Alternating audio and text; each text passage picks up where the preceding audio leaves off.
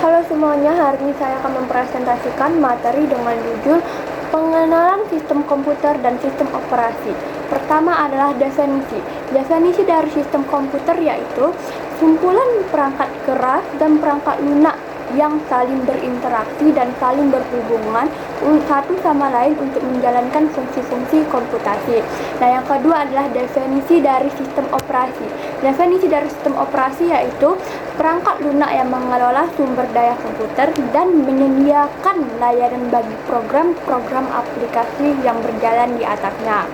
Lalu adalah komponen-komponen dari sistem komputer, yaitu pertama adalah hardware atau bisa disebut dengan perangkat keras.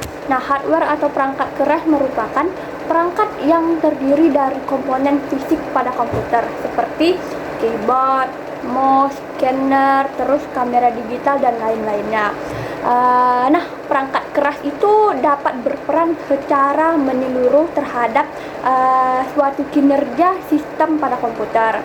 Lalu yang kedua adalah software atau software dapat kita sebut sebagai perangkat lunak.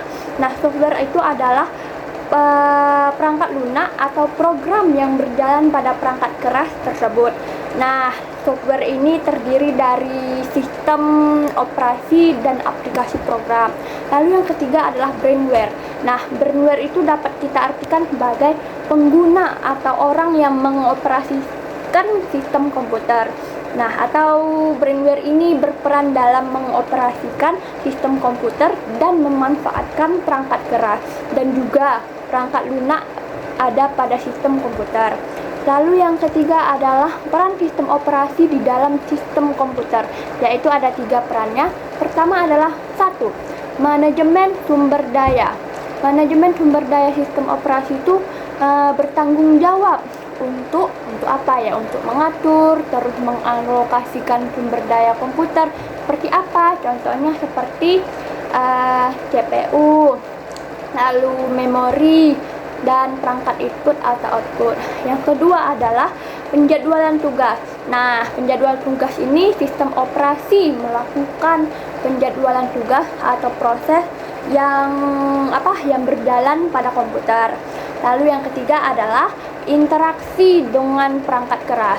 Nah, sistem operasi ini juga berperan sebagai perantara antara perangkat keras komputer dan perangkat keras lunak yang berjalan di atasnya. Lalu adalah posisi sistem operasi di dalam sistem komputer. Itu adalah ada 4. Yang pertama yaitu 1. Sebagai perangkat lunak pertama yang dijalankan saat komputer dinyalakan atau bisa disebut dengan kata booting. Lalu yang kedua adalah sebagai jembatan antara perangkat keras dan perangkat lunak. Lalu yang ketiga yaitu sebagai pengatur sumber daya komputer seperti CPU, terus memori, terus terakhir penyimpanan data. Nah, yang keempat juga berposisi sebagai pengatur waktu sebuah aplikasi yang dijalankan.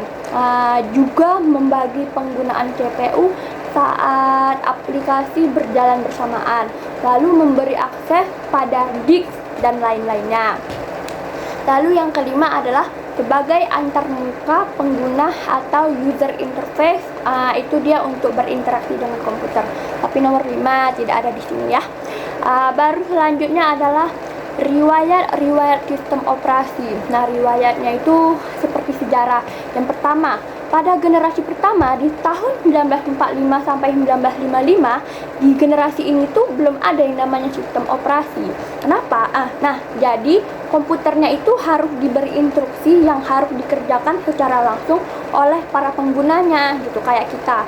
Lalu pada generasi kedua itu sekitar tahun 1955 sampai tahun 1965, di tahun ini itu sistem komputer juga belum dilengkapi dengan sistem operasi. Tetapi beberapa fungsi dasar sistem operasi itu udah ada pada tahun itu, seperti FMS.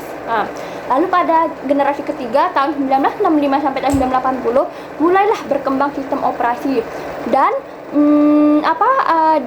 disitulah mulai berkembangnya. Lalu di tahun itu mendukung program pembahasan seperti COBOL dan lain-lain lah, bahasa pemrograman lah. Lalu pada generasi keempat tahun 1980 sampai tahun sekarang ini, nah sistem opera itu semakin berkembang. Kenapa? Karena dengan adanya XO berbasis GUI atau dapat kita sebut sebagai Graphic User Interface. Nah itu seperti Windows, terus